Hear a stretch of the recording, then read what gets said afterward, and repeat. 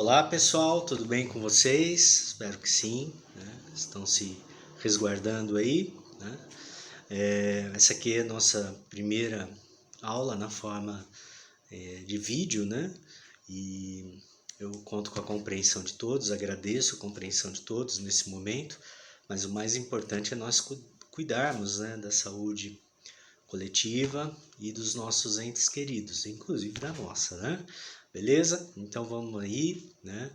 Isso não quer dizer que nós vamos parar, né? Muito pelo contrário, vamos continuar. Foco aí nos estudos, tá? Estamos à disposição de vocês, todos nós professores do Neruda.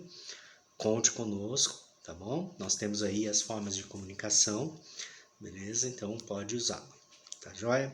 Bom, na aula de hoje, né, eu vou trabalhar um assunto bastante legal, bastante interessante, né, um assunto muito importante dentro da geografia, um assunto que sempre cai alguma coisinha no vestibular, que é o clima, né? Então, quando nós vamos falar de clima, nós temos que entender como é que é feito o estudo do clima de um local, né? Até porque, né, o clima, quais são as importâncias de você saber o clima de um local, tá? Então, quando nós pensamos na prova de geografia, nós não podemos pensar que a prova de geografia está preocupada só que você saiba características climáticas dos locais, né? Não é só isso, você tem que saber também qual é a utilidade dessa área de conhecimento para a sociedade, né? Qual é a importância de se saber o clima de um local, por exemplo, na ocupação do espaço, né? Então você pode pensar o seguinte: conhecer o clima favorece várias atividades humanas, né? A agropecuária depende do clima, do conhecimento do clima, né? Construção civil depende do conhecimento do clima. O abastecimento de água, muitas vezes, depende do conhecimento do clima, entre outras atividades, né? Até o turismo e o lazer, né? Então, o leque, né, de profissões e de áreas, né, que necessitam do conhecimento da meteorologia, né, é muito grande, né? Tanto é que todo dia no jornal televisivo você vê lá uma partezinha do jornal fazendo uma análise de imagem de satélite, falando se vai chover ou não. Você tem rádios especializadas em notícias, né, em tempo real, que ficam falando do clima nas metrópoles, né? Para quem trabalha, né, na área de aviação, na área de navegação, o conhecimento do clima também é importantíssimo, tá bom? A apostila de vocês, ela começa falando do clima, lembrando que esse assunto está na página 57 de Geografia do Brasil, né? Nós vimos relevo, agora vamos ver o clima, beleza? Então abre aí a tua apostila, né? Acompanhe a aula com ela na mão, né? Lembrando sempre da frase: apostila na mão, geografia no coração, beleza, galera? É isso aí, tá? Primeira coisa importante, tá? A apostila na mão e um caderno para anotar algumas coisas a mais que nós conversarmos aqui a respeito dos assuntos de geografia. Vamos embora? Então é isso aí. Bom, primeira coisa, quando a aula começa aqui falando de clima, ela trabalha, né? Ela começa falando assim: para compreender os fenômenos climáticos, é fundamental destacar a diferença entre tempo e clima. E aí você vai falar assim: mas tempo e clima tem diferença? Tem diferença. E eu vou fazer você voltar no tempo para a época em que você estava lá no jardim da infância. Nem sei se tem mais jardim da infância, né? Na minha época era jardim da infância que falava, né? Escolinha, né? Escolinha, eu acho que hoje é Fundamental 1, beleza? Né? No Fundamental 1 era muito comum, não sei se ainda é, tomara que seja, mas na minha época era muito comum a gente escrever no caderninho todo dia. Quando ia começar a aula, escrevia lá: hoje o dia está... Aí todo mundo olhava para a janela: ensolarado, hoje o dia está chuvoso, e assim por diante. O que a professora estava desenvolvendo com essas crianças, conosco naquela época, fazendo essa, né, essa observação e colocando isso no caderno? Nós estávamos aprendendo a observar o tempo, né? Porque o tempo, na verdade, são as características da atmosfera num curto período. Então o tempo ele varia numa manhã, numa tarde e numa noite, né? Ao longo do dia, então, o tempo pode apresentar várias situações. Então, de manhã pode estar nublado, à tarde pode estar chuvoso e à noite o céu pode limpar e ficar estrelado. Então, o tempo são características num período curto, né? Como um dia, por exemplo, né? Agora, como é que você analisa o tempo para chegar à classificação do clima de um lugar, né? Porque para você determinar o clima de um local, você tem que olhar várias situações, você tem que olhar vários fatores climáticos, né? Entre eles, a variação diária das características da atmosfera, a variação da temperatura, a variação da umidade, a variação da quantidade de radiação solar que está batendo naquele local, né? A temperatura média, né? Então, você observando os sucessivos tipos de tempo de um determinado lugar por um longo período, você determina o clima daquela área, tá?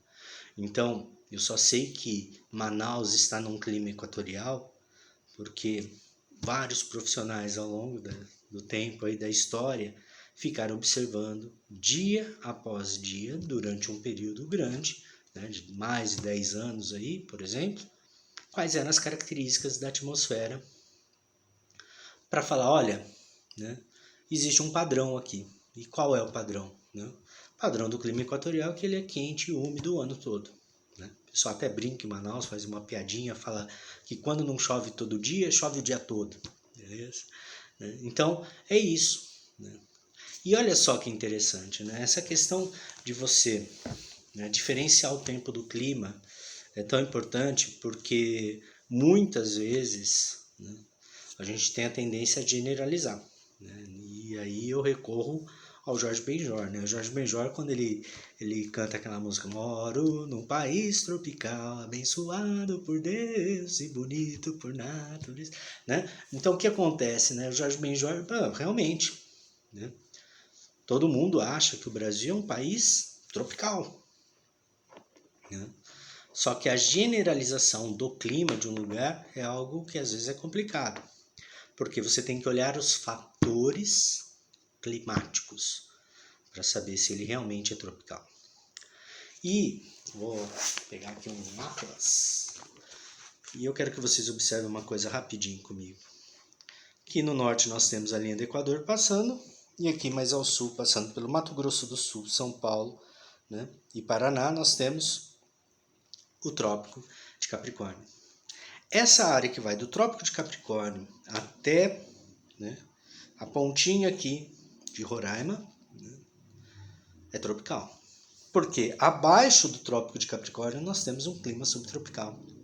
Agora, dentro desse clima tropical, nós temos vários outros tipos de clima tropical, né? Então, nós temos um clima tropical típico, um clima tropical de altitude, um clima tropical semiárido, beleza? Então, não se generaliza, né, o clima de um país, porque você tem que olhar todos os fatores que vão, né, influenciar na característica, né, dos sucessivos tipos de tempo que ocorreu ali e que ocorre, tá bom? Então, lembrando, o Brasil, a gente pode falar que a maior parte do Brasil é tropical, né, mas ele não é só tropical, né? Tanto é que eu acho um barato quando a gente vai no YouTube e vê, né, esses caras de outros países que vêm para cá, né, e que falam, nossa, eu fiquei surpreso porque eu achei que o Brasil fosse só um país, né, tropical, tudo bem, é calor, tal, mas eu fui, por exemplo, na Serra de Santa Catarina, no meio do ano e vi que é frio pra caramba, né? Então essa situação de nós termos, né, vários tipos de clima no Brasil é uma coisa bastante importante que os vestibulares exploram, tá bom? Então é importante a gente ter essa noção. Uma coisa importante também é sabermos que os fatores climáticos que compõem, né, que vão ser assim, fatores que vão determinar o clima de um lugar, é importante que você os conheça. Então vamos dar um exemplo, né?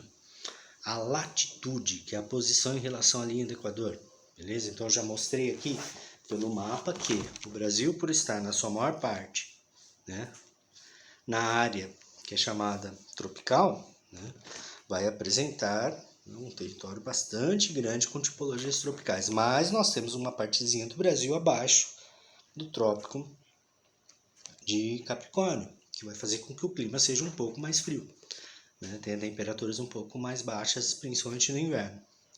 Então, qual que é a regrinha da latitude quando a gente fala de Brasil?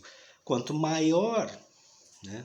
Quanto maior a latitude, ou seja, quanto mais eu caminho para o sul, menor vai ser a temperatura média. Tá? Então, a regra da latitude é isso. Quanto maior a latitude, menor a temperatura. E por que maior latitude? Porque a latitude varia de 0 na linha do Equador a 90 no Polo Sul, né? E de 0 a 90 no Polo Norte. Então, quando você sai do 0, que é a linha do Equador, e vai aumentando os graus da latitude, você vai indo para uma área mais fria e a temperatura vai caindo. Um outro fator importante, quando você vai analisar o clima de um local, né, é a altitude. Né? Porque a regra da altitude é parecida com a regra da altitude. Esse mapa aqui é um mapa físico. Não sei se acredito que dê para você ver aí que alguns pontinhos marrons aqui são áreas mais altas. Então, se você olhar aqui, região serrana, aqui, né, Santa Catarina, Paraná, do litoral brasileiro, aqui do Planalto das Guianas, né? Lembra da aula de relevo, tá? Então, toda a área mais alta, quanto maior a altitude, menor também a temperatura. Então, vai ser um outro fator importante quando você vai analisar os tipos climáticos de um local. Você olha a posição geográfica em relação à latitude e você olha também, né, a altitude desse local. Tá? Geralmente, locais mais altos vão ser mais frios, locais mais baixos, né, vão ter uma temperatura mais quente na média, tá bom?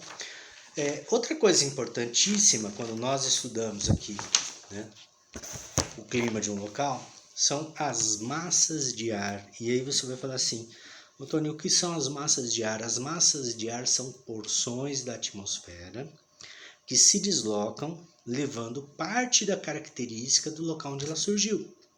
Né? E a massa de ar, por que ela se desloca? Por conta da diferença de pressão atmosférica. Da mesma forma como o vento se forma. Então, vamos dar um exemplo. Vamos pensar numa superfície sem vegetação, beleza? E que está recebendo luz solar o dia inteiro. As rochas ali estão super quentes, tá?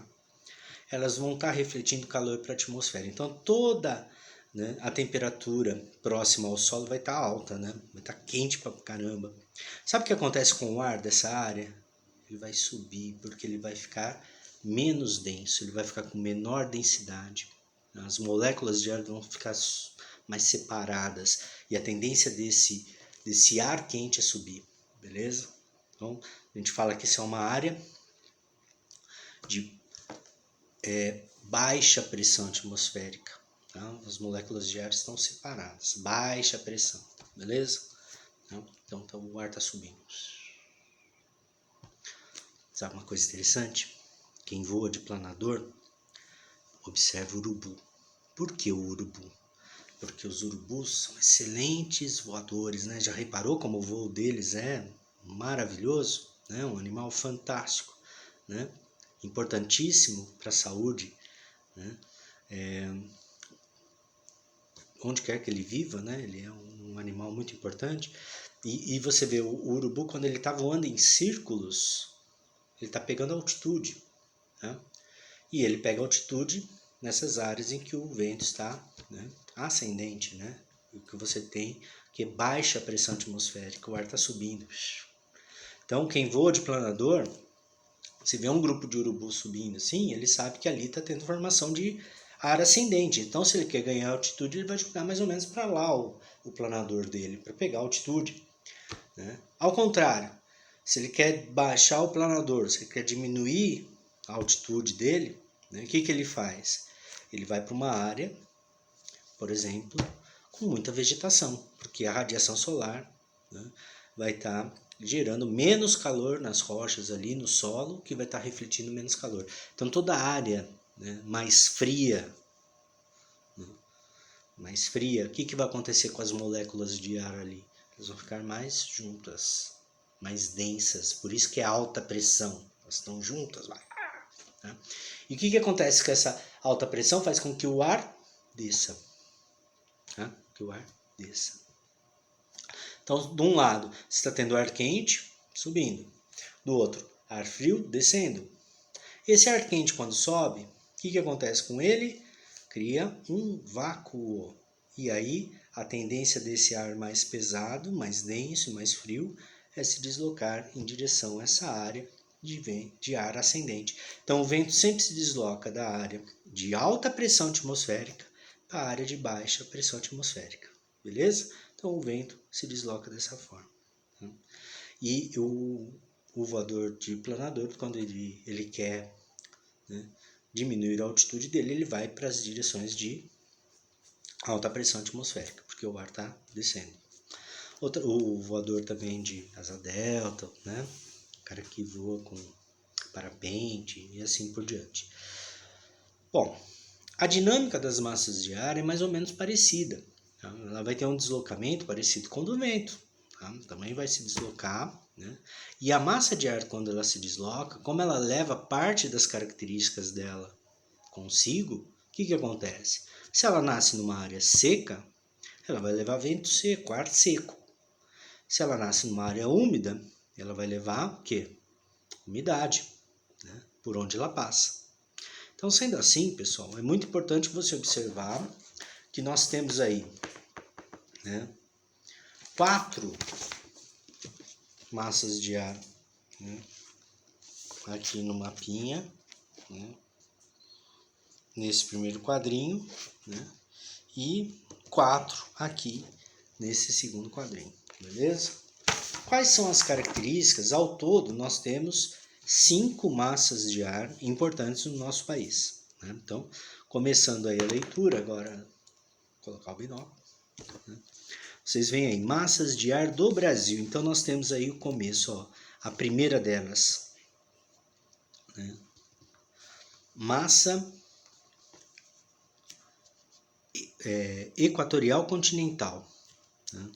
É muito importante quando você observar, né, o nome da massa de ar, você reparar que massa se escreve em minúsculo, o equatorial você escreve em maiúsculo e o continental você escreve em minúsculo. Beleza? Bom, então, primeira coisa, o nome da massa de ar caracteriza ela. Tá? Então, primeira coisa, se ela é uma massa equatorial, ela surge numa área quente. Beleza? Tá? E, geralmente, né, quando uma massa surge sobre o continente, ela vai ser seca. Tá? Só que muita atenção, porque a massa equatorial continental, ela é uma massa, né, que é diferente. Por quê? Por que ela é diferente? Porque apesar dela nascer no continente, né, aqui na Amazônia Ocidental, devido à umidade, né, gerada pela floresta amazônica, que além de ter a maior bacia hidrográfica do mundo, né, tem uma floresta que libera, né, vapor d'água numa quantidade enorme para a atmosfera, chamada de evapotranspiração, gerando até os famosos rios voadores, né, que agora já começa a cair nos vestibulares também, uma coisa importante. Né? O que a gente observa? Que essa é uma massa que foge da regra. Ela é uma massa que, apesar de ser equatorial e continental, ela é quente e úmida. Então, quando você vê no quadrinho aqui, ó, grifa o quadrinho, propriedades, massa equatorial continental, quente e úmida. Perfeito? Muita atenção a essa massa equatorial continental. Por quê? Porque como ela foge do padrão, ela é a famosa pegadinha do malandro do vestibular, beleza? Ela é, tá? Então muitas vezes eles colocam essa massa no vestibular porque ela foge do padrão, tá bom? Qual a atuação dela? No verão, região norte, nordeste, centro-oeste, sudeste, ô louco. Tudo? Exatamente. Olha a força dessa massa, né? Trazendo a umidade da Amazônia aqui pra gente, os famosos rios voadores. Observe a seta onde está a massa no desenho, aqui. Cadê? Que ela vem até aqui, nosso estado, São Paulo. Parte da chuva que cai aqui pra gente vem da Amazônia, cara. Dá para imaginar? Né? E foi descoberto isso não faz muito tempo. Até indico para vocês um videozinho no YouTube falando sobre os rios voadores, tá bom? Mas pega o videozinho criado pelo projeto Rios Voadores, tá bom? O vídeo oficial que mostra o cara com o avião, a questão que ele observava essa evapotranspiração, porque quem descobriu isso foi um aviador francês radicado no Brasil, né? O Gerard. E o Gerard, o que ele observou? Ele observou, ele trabalha para as universidades coletando amostras de nuvem. Por quê? Porque a nuvem ela tem muita característica da área onde ela se forma, tá? Partículas sólidas até. Então você sabendo as características da nuvem, né, você consegue ter uma precisão maior para determinar a meteorologia de um lugar, né? E ele achou interessante porque ele via esse vapor d'água todo subindo e ele falava, meu, para onde vai esse vapor todo? Né? Para onde vai toda essa água? E aí ele pensou, meu, de avião não dá para eu saber, né? Como que eu vou fazer? E aí conversando com o pessoal, aliás, ele também é um especialista, é um dos maiores aviadores, né, da atualidade, já bateu alguns recordes aí, né, de voo com bimotor, com monomotor, né? Um cara fera aí. Ele pensou, um balão, eu vou de balão, porque o balão é levado pelo vento. Então se eu pegar o balãozinho, ele vai me mostrar para onde os rios voadores estão indo. E aí ele fez, né? Conseguiu alguns patrocínios aí e fez esse trabalho fantástico em parceria com algumas universidades, com algumas empresas, né? E criou, né, descobriu esses rios voadores. Então, daí a importância também da preservação da floresta amazônica, porque quanto menos área de produção de vapor da água atmosférica nós tivermos no norte do Brasil, menos chuva nós teremos no centro-sul do país. E qual é a área que nós temos? A agropecuária mais modernizada do país? No centro-sul. Então é muito sério isso. Muitas vezes as questões de vestibular elas vão nesse sentido, de questionar, né? Questionar o aluno no conhecimento dessa importância dos rios voadores para a chuva, numa área bastante importante na produção de alimentos. Tá joia? Legal? Então, quando nós temos essa mudança de padrão de chuva aqui em São Paulo, pode ter certeza que tem alguma influência do que está acontecendo em alguma outra região brasileira também. Beleza, pessoal, vamos continuar aqui depois dessa pausa breve, né? Bom, o que acontece? Então, a massa equatorial continental nós já vimos aí. Agora, observem a massa equatorial atlântica, beleza? A massa equatorial atlântica se forma aqui, né? Na pontinha do litoral nordestino, né? Nordeste Oriental, vamos chamar dessa região. E observem, se ela é uma massa equatorial, ela vai ser quente, não é? Se ela é uma massa atlântica, ela vai ser o quê? Úmida, beleza? Então vai ser uma massa que no verão vai estar provocando bastante chuva também aqui, beleza? Nessa área. Principalmente no chamado litoral norte ali, né?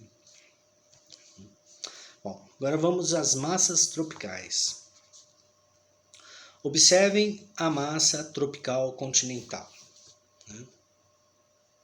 Desculpa, vamos fazer a sequência do quadrinho aqui. Massa tropical atlântica, beleza? Observe o quadrinho aí. A massa tropical atlântica, onde ela nasce? No Atlântico Sul. Opa, o que é o Atlântico Sul? É a porção do Oceano Atlântico relativamente próximo ao Trópico de Capricórnio, beleza? Então, a massa tropical atlântica. Observem que a massa tropical atlântica, no verão, ela é que vai provocar as nossas chuvas aqui, que vem do litoral, tá bom? que se forma na área litorânea e vem para o continente. Né? Então, qual é a característica dela? Ela é quente e úmida. Né? Então, ela vai atuar no litoral do sudeste e do sul, e no inverno no centro-oeste e litoral do sudeste e do sul também. Tá bom? E a massa tropical continental? Opa! Se a massa é tropical, ela é quente. Não tão quente quanto equatorial, mas continua sendo quente. Se ela é continental, ela é seca. Essa sim é seca, beleza? Essa é seca. Né? Porque não tem a florestona aqui para produzir umidade e vapor d'água para a atmosfera. Então essa massa ela vai provocar o calorzão que a gente observa aqui, ó, principalmente ó, no Mato Grosso do Sul, chegando até parte do Mato Grosso, interior de São Paulo, né? Região noroeste de São Paulo, região oeste do estado de São Paulo, né? O interior. Ela é uma massa quente e seca, tá? Limitada ao verão no centro-oeste, então ela é bastante forte aqui, como eu falei para vocês, no centro-oeste e na parte noroeste e oeste de São Paulo. Essas massas de ar são as que estão fortes durante o verão. Quando ocorre o nosso inverno, na verdade, a nossa posição geográfica no globo faz com que nós estejamos tendo a incidência solar maior lá no hemisfério norte. Então, o que acontece? Lá é verão, aqui é inverno. Como aqui é inverno, essas massas, né, de ar quentes estão fracas. Né? Elas estão mais fracas, elas perdem poder de atuação e você observa isso, né, nas setinhas. Só que muita atenção. A massa equatorial continental diminui a atuação, observe no segundo quadrinho aí. A massa equatorial atlântica também diminui a atuação. Mas olha essas duas aqui, a massa tropical atlântica aumenta a sua atuação, ou seja, a umidade do oceano adentra o território brasileiro com mais força, mas a principal massa de ar que atua no segundo quadrinho, que é o nosso inverno, tá? Observe que aqui em cima está escrito inverno, né? É qual? É a massa polar atlântica.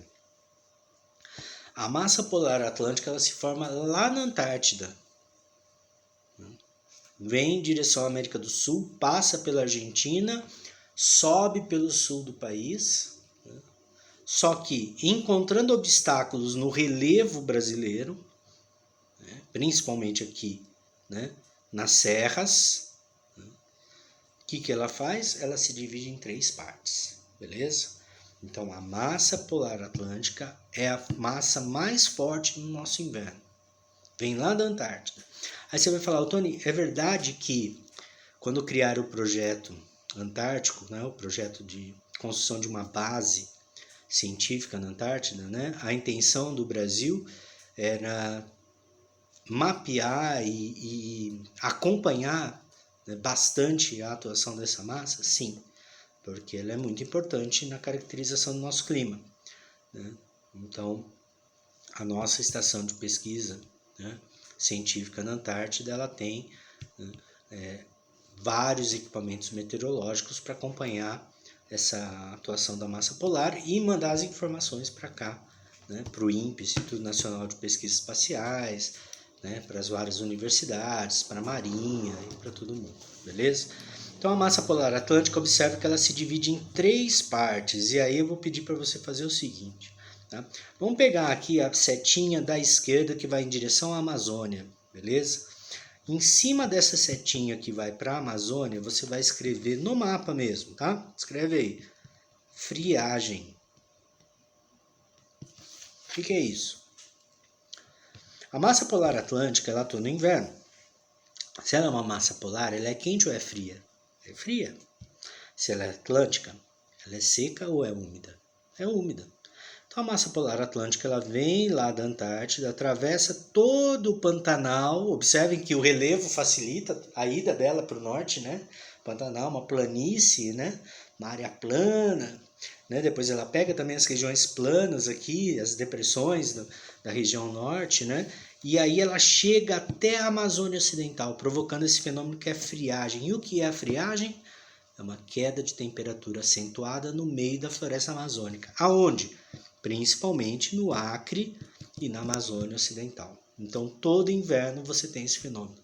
Ô, Tony, e como é que é essa friagem? A friagem é uma queda de temperatura que ocorre alguns dias e que cai muita temperatura mesmo. Tá? Então, um turista desprevenido que vai para a Amazônia no inverno, porque fala, né, vou para uma região quente, né? Muitas vezes, se ele for na área em que ocorre a friagem, ele pode ter uma surpresa e ter que usar agasalho ali, beleza? O que mais que ela provoca? Observem a setinha do meio. Tá? A setinha do meio ela passa principalmente pelo sul do país e chega até São Paulo.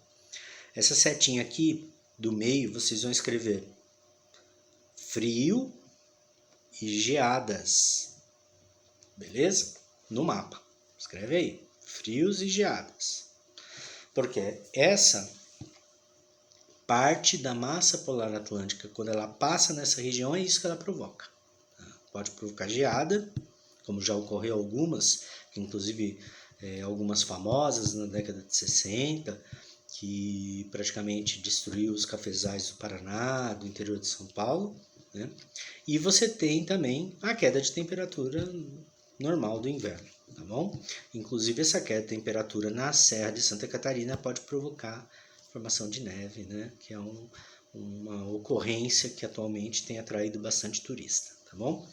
O que mais? Parte da massa polar atlântica desvia das serras litorâneas e vai em direção ao nordeste, observem, ao litoral da Bahia.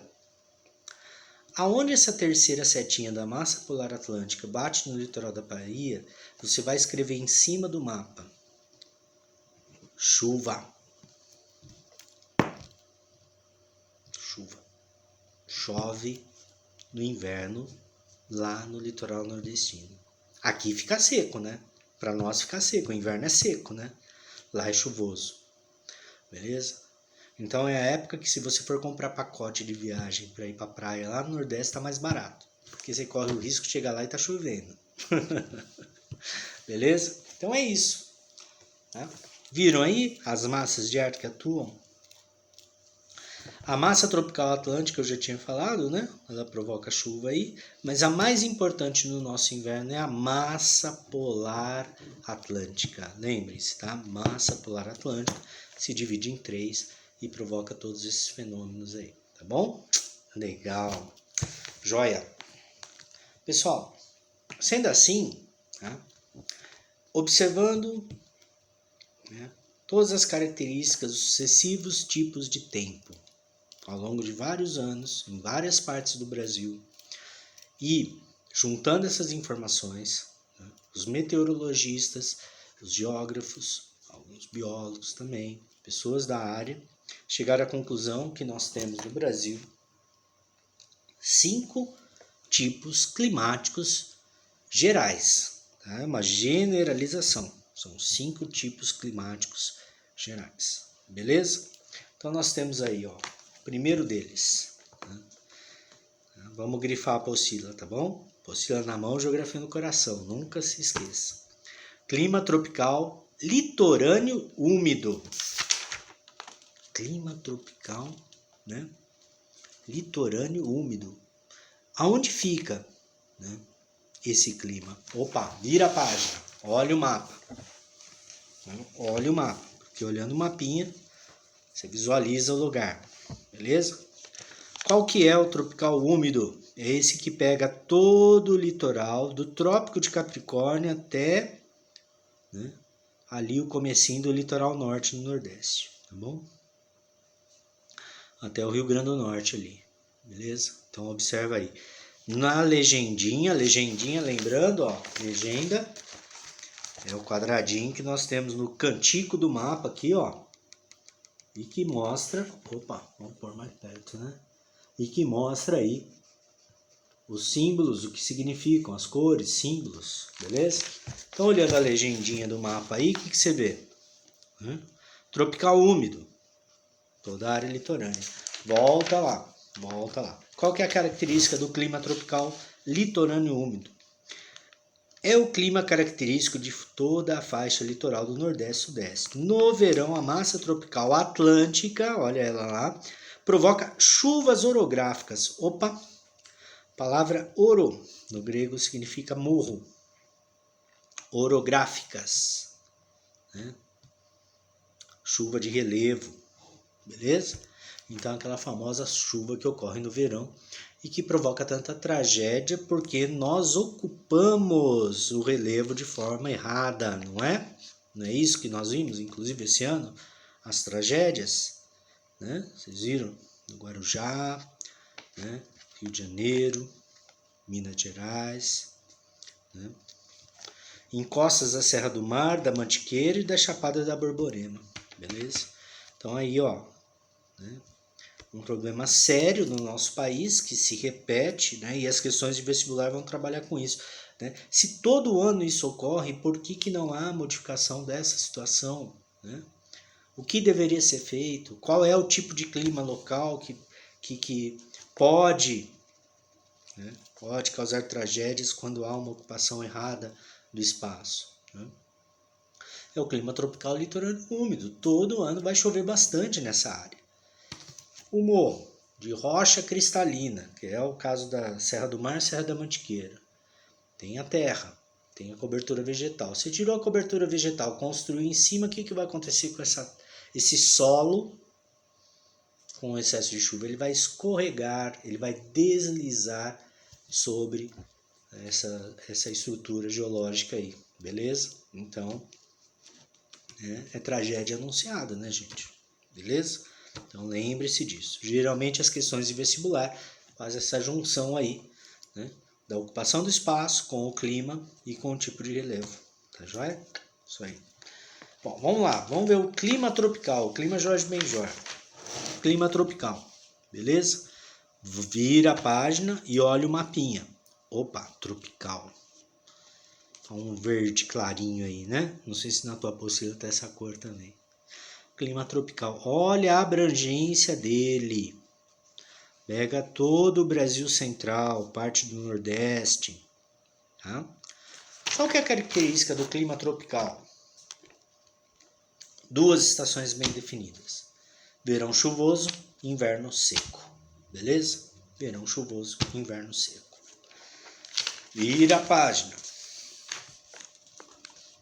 Opa! Tropical de altitude. Olha nós aqui. Araraquara está localizada no clima tropical de altitude. Beleza? Volta lá. Quais são as características do clima tropical de altitude? Temperatura mais baixas. Quando? No inverno. Mas verão quente e chuvoso. Beleza? Mas no inverno a temperatura cai um pouco mais. Se for a área que nós chamamos de serra, né, vai ser mais acentuada essa queda de temperatura. Beleza?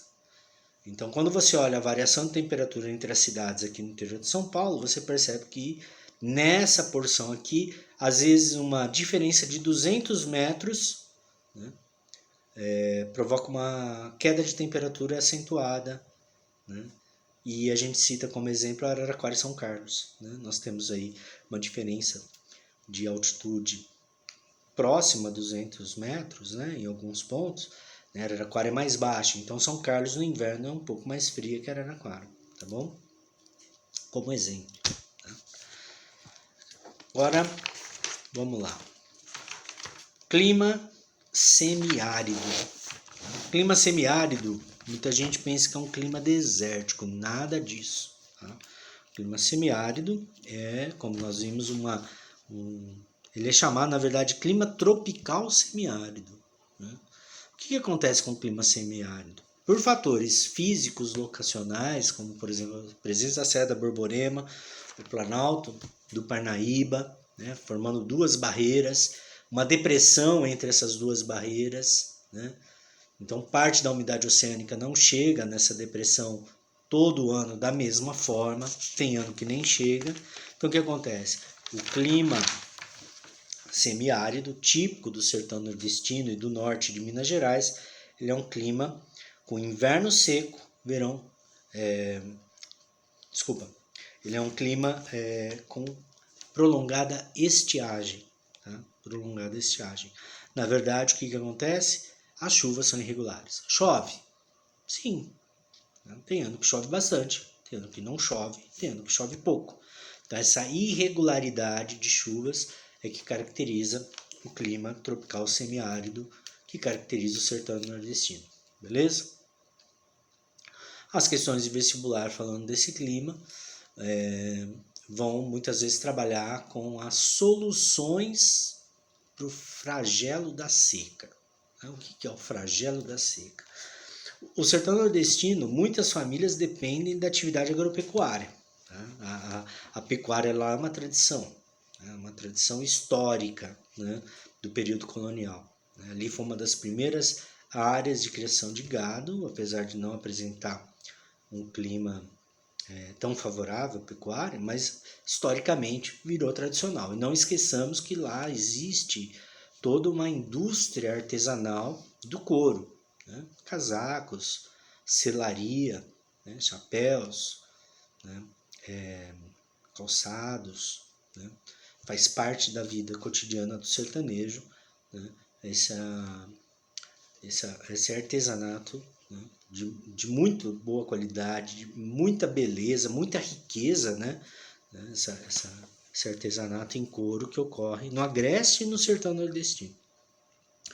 O interessante é que o sertão nordestino ele é mais úmido que qualquer deserto do mundo.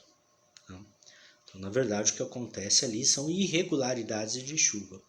Lembre-se sempre que nas questões de vestibular é muito comum, né, a geografia, né? Geografia, né? A geografia fazer o quê? Né? A questão de geografia usar uma poesia. Patativa de Assaré, grande poeta nordestino. Uma letra de música de Luiz Gonzaga ou de outros grandes músicos nordestinos, porque esses caras, eles escreviam músicas, né, que falam do cotidiano, da vida do sertanejo, tanto da beleza quanto das dificuldades. Então dá para, através de uma letra de música, você caracterizar uma região, né? Então é muito comum quando Luiz Gonzaga, a música de Luiz Gonzaga, Asa Branca, até mesmo Asa Branca bateu asas do sertão. O que é Asa Branca? Asa Branca é uma pomba, é um pássaro que vive no sertão e que migra para o litoral quando percebe que não vai chover. Né? Ou então a música Mandacaru também, do Luiz Gonzaga, que fala: Mandacaru, quando flora lá na seca, é um sinal que a chuva chega no sertão. O mandacaru é o cactus típico ali, né? Soltou flor, o sertanejo já sabe que vai chover. Beleza? Mandacaru, quando flora lá na seca. Né? Quer ver uma coisa interessante? Já teve questão de vestibular, né, falando dos profetas da chuva. Quem são os profetas da chuva? São senhores, geralmente agricultores, que vivem no sertão e que, sem conhecimento acadêmico, enxergam a natureza, né, de uma forma fabulosa. Esses senhores, muitos deles, dão palestra nas universidades, nos cursos de meteorologia lá nas federais do Nordeste. Eu já vi uma reportagem mostrando uma palestra maravilhosa que um senhor desse deu para os alunos ali, né? Onde ele mostrava como, observando alguns aspectos da natureza, você consegue fazer previsões meteorológicas. Né?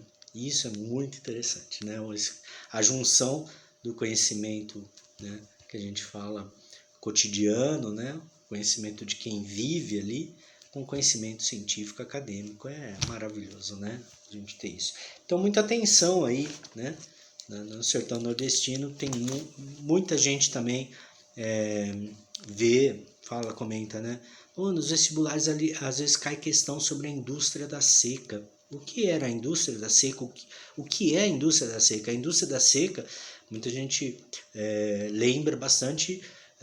Eu lembro da minha infância, por exemplo, né, de passar na televisão cenas horríveis de famílias praticamente perdendo tudo por conta da seca, né, e aquelas soluções mirabolantes, né, que os governantes criam, mas que não resolvem nada. Né? Que muitas vezes são soluções para desvio de dinheiro público em grandes obras e que não vão resolver o problema, né, do pequeno agricultor. Né? Hoje sabe-se que se forem construídas cisternas, né, na casa de cada família que vive no semiárido nordestino, muitas vezes a quantidade de chuva acumulada ao longo do ano permite que nos períodos de seca ela consiga sobreviver. Né? Mas aí vai o governo federal e cria o quê? Cria um mega projeto chamado Transposição do Rio São Francisco, que vai tirar a água de um rio que já está, né, de certa forma, né, judiado por perda de mata ciliar, por várias formas de uso, por desvios de seu curso, exploração, né, desenfreada das suas margens, né, em canais de concreto, aberto num lugar de clima semiárido, ou seja, quando a taxa de evaporação dessa água aumenta, você acaba com a cultura de vazante. O que é a cultura de vazante? A cultura de vazante é o seguinte: ao longo do São Francisco, quando ele passa pelo sertão nordestino, toda a área de margem dele, no período em que chove, ela transborda, ela umedece as margens. Né? E nessa área que fica meio alagadiça e úmida, a população, né, os pequenos, médios agricultores, a população mais pobre, aproveita para plantar alimento. Então, por isso que é chamado cultura de vazante. Vazante é o período que o rio está mais cheio, beleza? Então, nesse período, eles plantam ali o milho, né? Plantam ali o feijão, né? Plantam legumes. E agora, com a transposição do Rio São Francisco, com esse concreto todo na margem do São Francisco, eles estão proibidos de fazer essa cultura de vazante. Beleza? Então, todas essas questões são puxadas junto com uma questão de clima.